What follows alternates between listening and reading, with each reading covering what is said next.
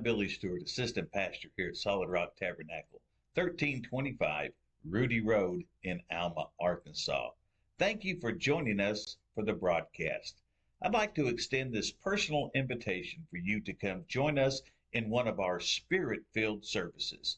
Our Sunday school begins at 9 a.m., our Sunday morning worship is at 10 a.m., and our Sunday evening worship is at 6 p.m. We also have an exciting Wednesday evening Bible study that begins at 7 p.m.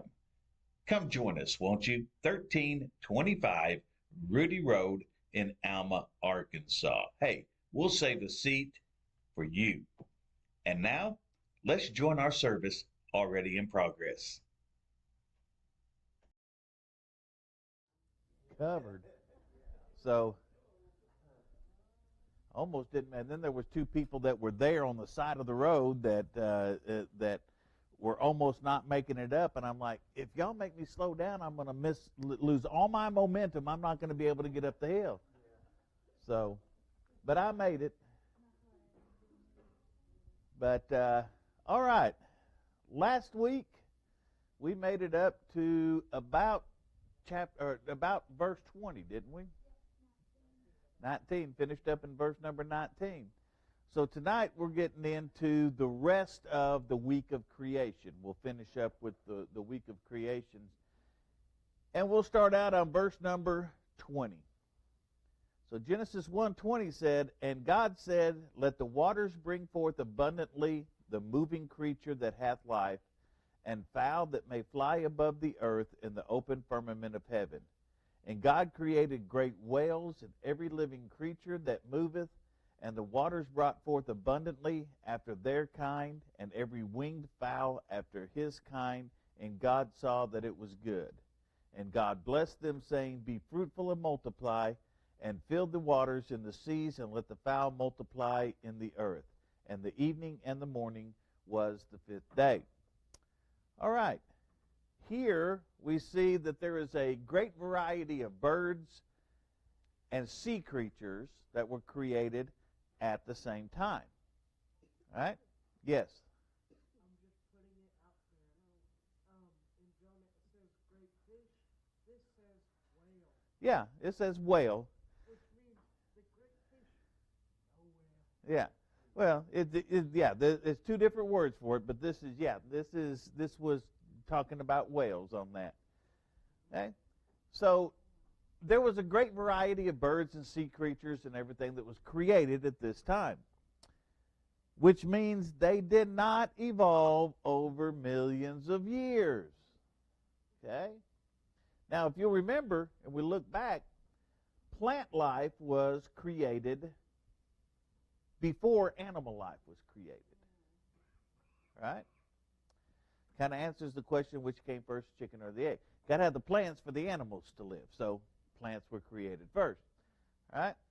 So plant life was created before animal life was created. Animal life was not created out of plant life, which is what some evolutionists try to say, is that they came from plants and all these other things, okay? Now, there is a lot of diversity among animals, right?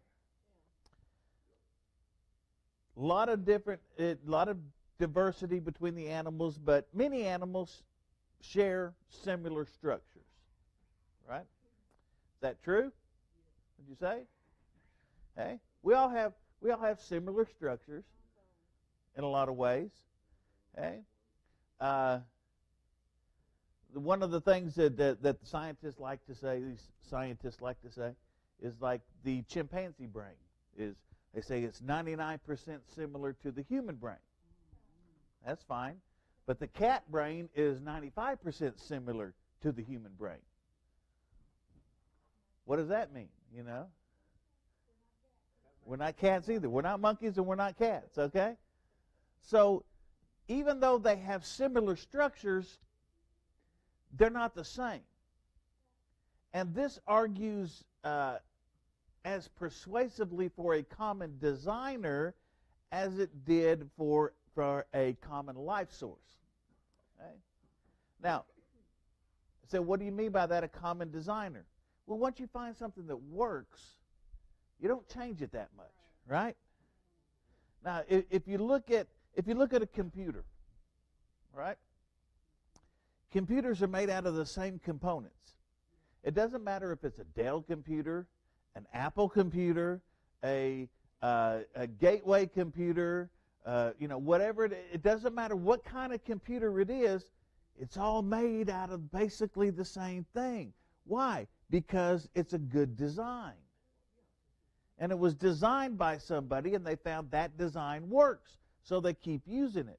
So it argues better for a common designer than from a common life source. And by common life source, they mean it comes from, we all came from one amoeba somewhere in the middle of the ocean.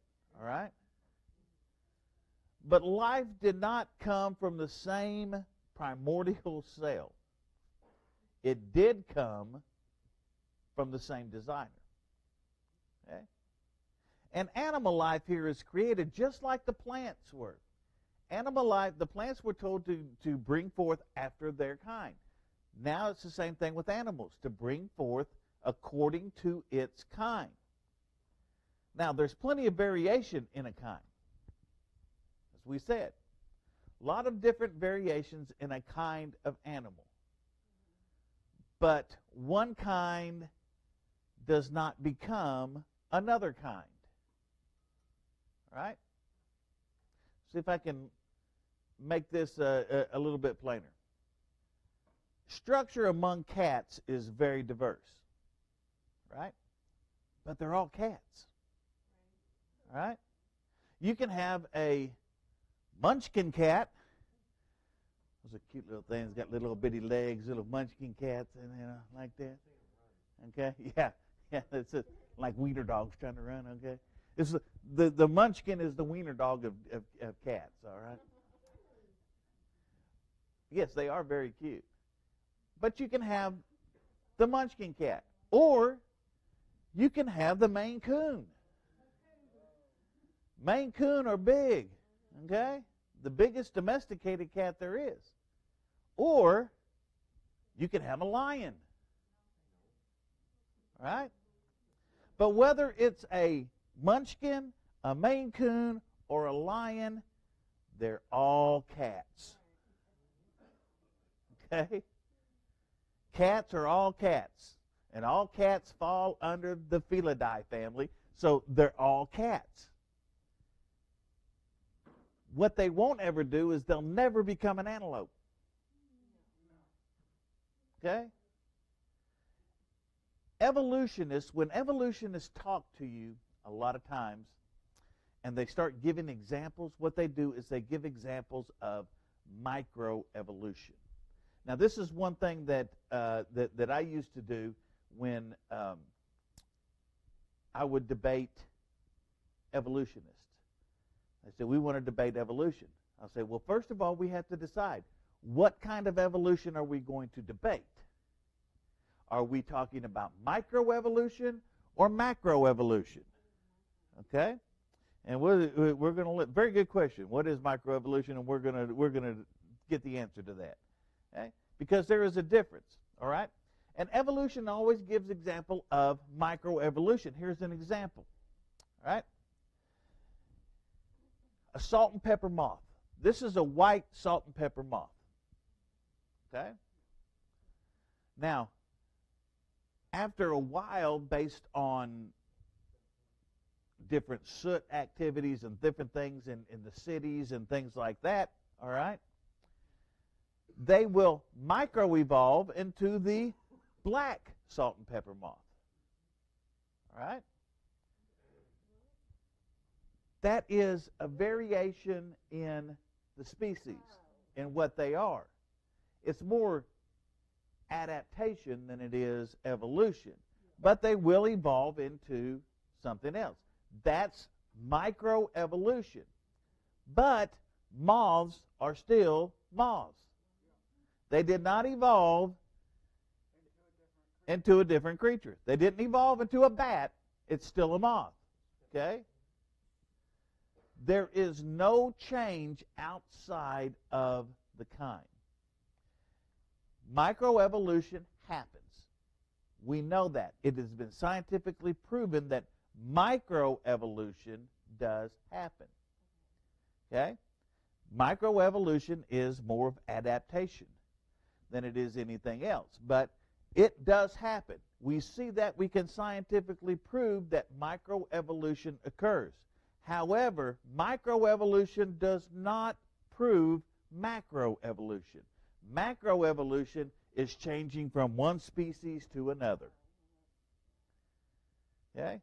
And just because a species or an animal will change within its own kind does not mean that it will change and be a different kind of animal. All right? Do you know Darwin's strongest opponents were not clergy? You would think so. You would think Darwin's strongest opponents would be the clergy out there. The clergy say, no, no, no. Talking about creationism instead of evolutionism. Right? But Darwin's strongest opponents weren't the clergy. His strongest opponents were the fossil experts. Okay? Because the fossil experts did not support evolution. Okay? Darwin admitted that the state of the fossil evidence was that the most obvious and gravest objection which can be urged against my theory, and because of the fossil evidence, all the most eminent paleontologists and all the greatest geologists have unanimously, often vehemently maintained that the species does not change. Okay? The fossil people, the people doing the fossil records, the paleontologists, the geologists, all of these people looking at it, they're saying species don't change, animals don't change. We're not getting a duck out of something else. Okay? It's not happening. A frog is not turning into an eagle. It isn't happening. Okay?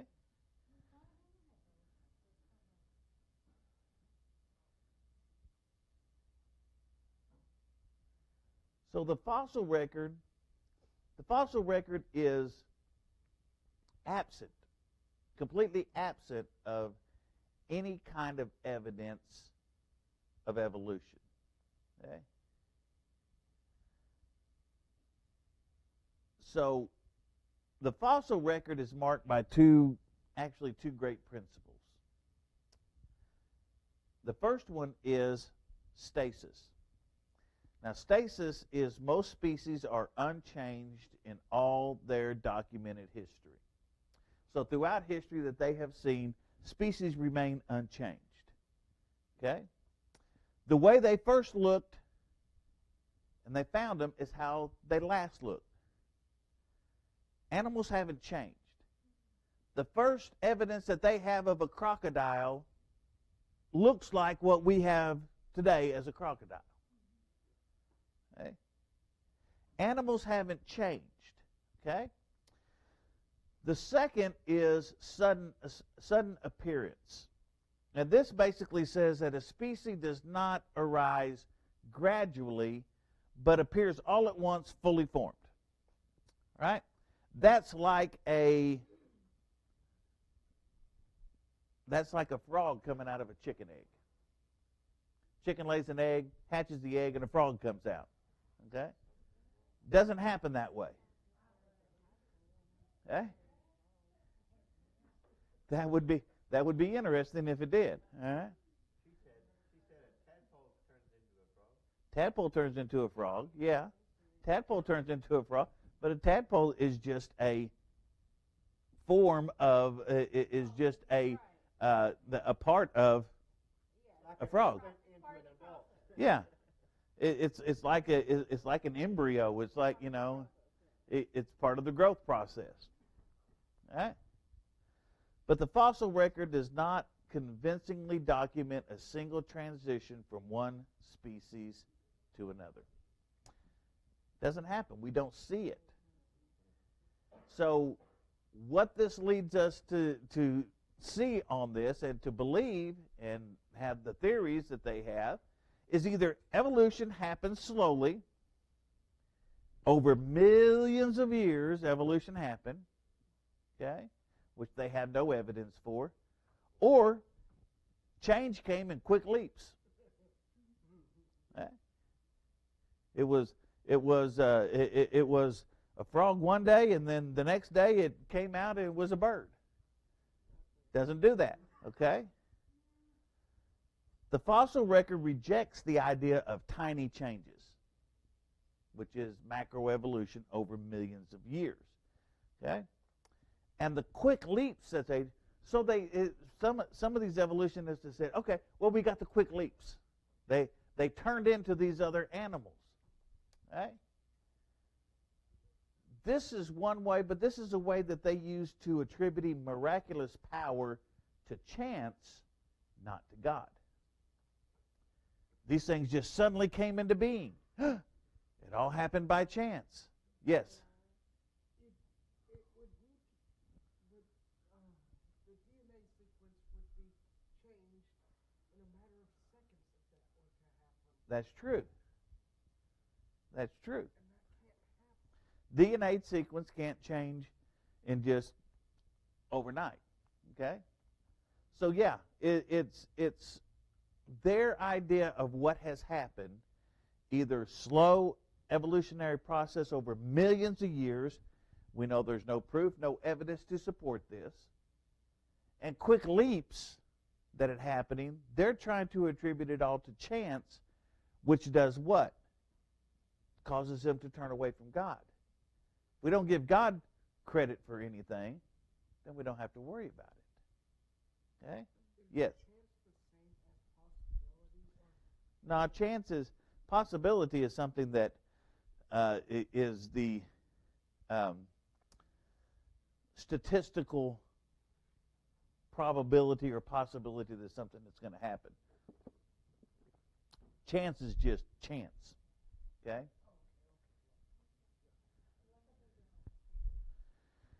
All right, let's look at verse 24 and 25. And God said, let the earth bring forth the living creature after his kind, cattle and creeping thing and beasts of the earth after his kind, and it was so. And God made the beasts of the earth after his kind, and cattle after their kind, and everything that creepeth upon the earth after his kind, and God saw that it was good. Now, on the fifth day, God created the birds and the sea animals and all of those. Now God is turning his creative attention towards the land animals. And look at the variety. There's an infinite variety of animals in the animal kingdom, both living and extinct, okay? And this should give us, we should be impressed. It should make us impressed by God's creative power. Okay? But again, it is all after his kind. All right? Now, Darwin's big thing was survival of the fittest.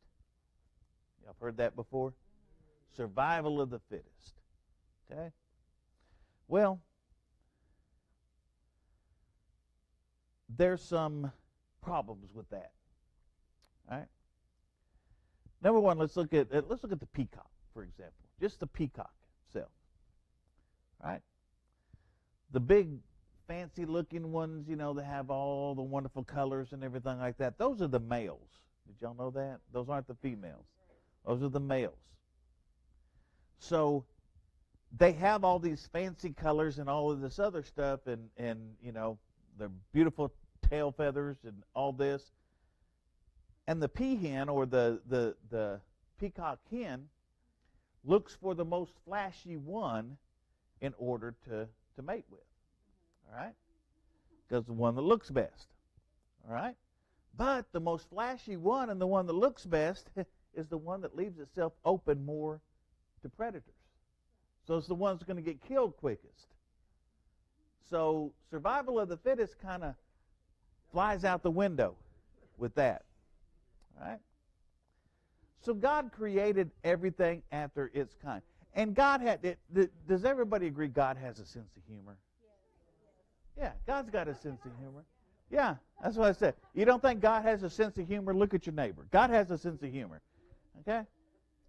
But God likes, I think God knew all of this stuff was going to happen, and he's going to say, okay, they're going to figure out that mammals give birth to their young alive, okay? Right? That's one of the traits of a mammal. And he says, okay, I know what I'll do. I'll make the duck-billed platypus. It lays eggs, and it's a mammal. Take that, Darwin. Yeah. God's got a sense of humor. Yeah. He doesn't make mistakes, so he just says, I feel like making something silly. Yeah, we'll do this. Okay? Again, the most important phrase is emphasized here, that God allows tremendous variation within a kind, but one kind will never become another kind. It's always going to be that kind. All right, let's go into verse number 26. And God said, let us make man in our image, after our likeness, and let them have dominion over the fish of the sea, and over the fowl of the air, and over the cattle, and over all the earth, and over every creeping thing that creepeth upon the earth. All right? Now here is something that we have to look at pretty close. The repeated use of the plural on this. Let us, in our, according to our likeness. This is consistent with the idea that there is one God in three persons, what we know as the Trinity. Again, one of the hardest concepts for Christians to understand. Okay? But understanding who man is begins with knowing we were made in the image of God. Okay? Man's different from every other created being because he was created with the consistency of God. Okay? Now there is an unbridgeable gap between human life and angelic life and animal life. Okay? Now we are biologically similar to certain animals. Right? Okay? But we are still different than humans. We are different than the angels as well. Nowhere in the Bible does it say that angels were created in the image of God. All right. Angels were created before humans were created, but angels were not created in the image of God. Animals were not created in the image of God. Only man was created in the image of God. And we are distinct from all other creation in our moral, intellectual, and spiritual capability. All right? Angels cannot have the same kind of relationship of love and fellowship with God that we have. And because of that relationship that we can have with God, that means that the incarnation was truly possible. Jesus, the second person in the Godhead, was able to become man. Now, although deity and humanity are not the same, they are compatible with each other. All right? This means that all human life has intrinsic value. All human life. All right? Why? Because human life is made in the image of God. People who try to say that abortion should be fine simply because, it's not a human being. Yeah, it is. It's a human being. From the moment that that child is conceived, it is a human being. And from the moment that that child is conceived, it has value. That child has value. All humans have value. Okay? It doesn't matter what your social status is. It doesn't matter what your monetary status is. It doesn't matter who you are, great or not great. We all have value. Right? Every one of us have value. Every one of us are important to God. Now, there are several specific things in man that show him to be made in the image of God. Mankind alone has a natural countenance looking upward. In other words, we are always looking to God. Every single civilization in history has had some sort of automatic belief that there is a higher being. Okay? Every culture has a belief in a God or gods, more than one God.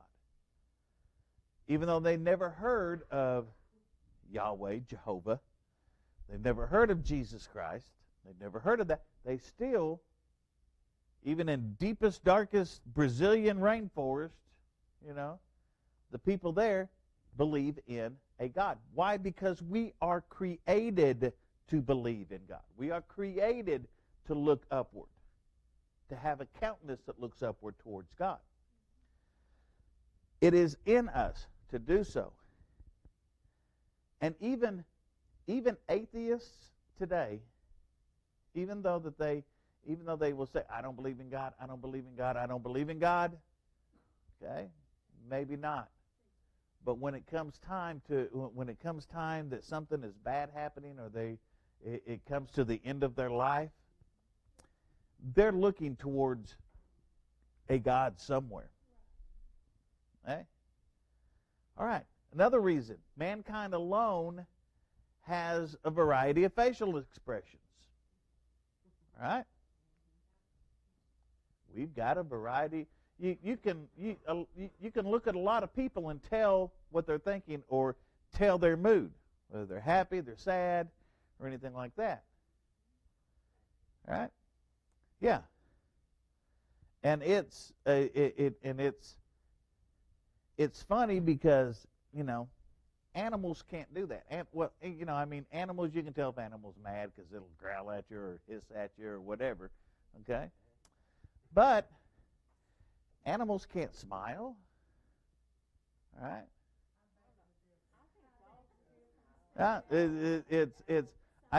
I used to think, oh yeah, my cats are smiling at me, but they can't. They don't have the ability to do that. Huh? Yeah, they do on the commercial. Yeah.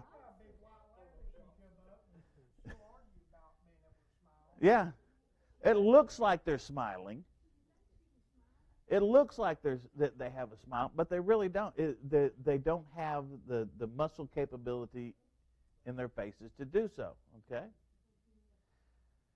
Another thing is mankind alone has a sense of shame expressing itself in different ways. A blush, for one thing. Okay? Man feels shame. If man does something wrong, a lot of times, hopefully, we all feel guilty about it. We all feel ashamed of it. Okay? That's one thing that sets man apart from others, from the animals, is when we do something wrong. Yeah, now I know that sometimes an animal will do something wrong, and you'll say something to them, and they'll, But they can pick up the attitude of your voice, and they know that they've, because of how you're speaking to them, they know, okay, I don't know what I did wrong, but I think I did something wrong. Okay? So, but man has a way of showing shame in themselves. Man alone speaks. And by speak, I mean with words like this. Okay? Animals make noises. They don't have words. And some people will argue with me on that, and sometimes I'll argue with that because I swear my cats talk sometimes. Okay? Another thing, one of the most important one, is mankind possesses personality, morality, and spirituality. Okay? Personality is knowledge, feelings, a will. Morality is making good moral judgments and having a conscience. Spirituality is made for communion with God. Okay. Man also is a triune being. Okay. You've heard me talk about this before. We are a triune being. Just as God is a triune being, we are a triune being. We are a spirit. We possess a soul. We live in a physical body. All right? We are triune. God is God the Father, God the Son, and God the Holy Spirit. Okay? Now, when we see this and we're reading this, image and likeness are slightly different from each other. Okay? The Hebrew word for image is shalem, and it has to do more with appearance than it does anything else. The Hebrew word for likeness is demuth, which has more to do with abstract similarities. Okay? But these two words are used almost the same way, in the same sense. This, all right?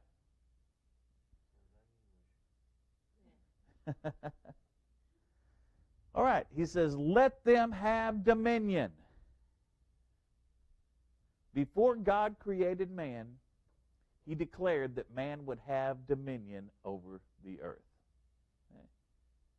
So, because of this, man's preeminence is no accident. It's a part of God's plan for man and the earth. Okay? And because it is part of God's plan for man to have dominion over the earth, it is a sin for man not to use this dominion that we have responsibly. Okay? We should have proper regard for the stewardship of this earth. Now, don't worry, I'm not going out there and becoming a, green activist and all this stuff like that, but,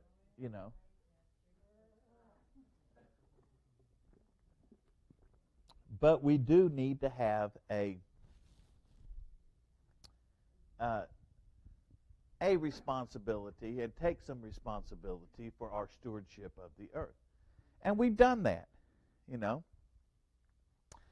I mean, if you look back in the beginning of the industrial age, you couldn't walk out anywhere, and especially in any big city, without smog and smoke and everything else in the air. Okay. In world history, what we did was we had this big piece of paper, and she was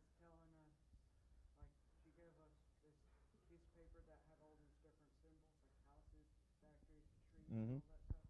and she would tell us, like each year, she would tell us to draw a certain amount of things. Mm-hmm. And it just got crazy after a few years. Like, add one factory, here comes a whole lot of families, add 16 houses. Yeah. Yeah. When you get, I mean, all this stuff, the advance of technology and the advance of the modern age and what we're doing has advanced, in the beginning of the industrial age, it really advanced all this stuff. But now man has actually gotten to where we're able to do these things with less impact on the environment. All right? As a matter of fact, you could fit almost everybody in the world into the state of Texas. Yeah. Everybody in the world in the state of Texas. Okay? So to say that we're overpopulated in the world, we're not anywhere near overpopulated in the world. Okay?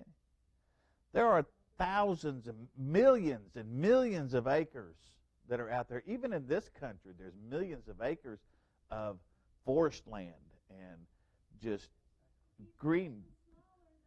Okay? It's not getting as small as most people think and think we're just encroaching on that, but we're not. There's a lot of that stuff, especially national parks, aren't shrinking in size. Okay? But we have to maintain those properly. That's one of the biggest problems in California right now, is they're not maintaining it. That's why they have all these wildfires and everything else, is they're not maintaining. They're not good stewards of the land that God gave them. Okay? All right.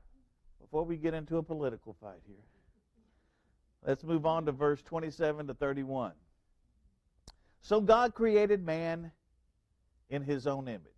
In the image of God created he him, male and female created he them.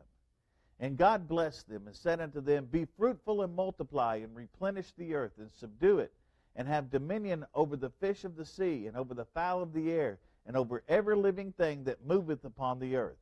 And God said, Behold, I have given you every herb bearing seed, which is upon the face of the earth, and every tree in which is the fruit of the tree yielding seed, that you shall be for meat.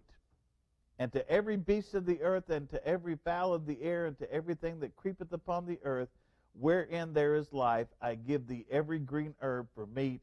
And it was so. And God saw everything that he had made, and behold, it was very good. And the evening and the morning were the sixth day. So God created man according to his plan.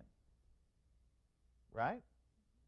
It wasn't some other plan that, God didn't change his plan after the fall in the garden. God created man according to his plan.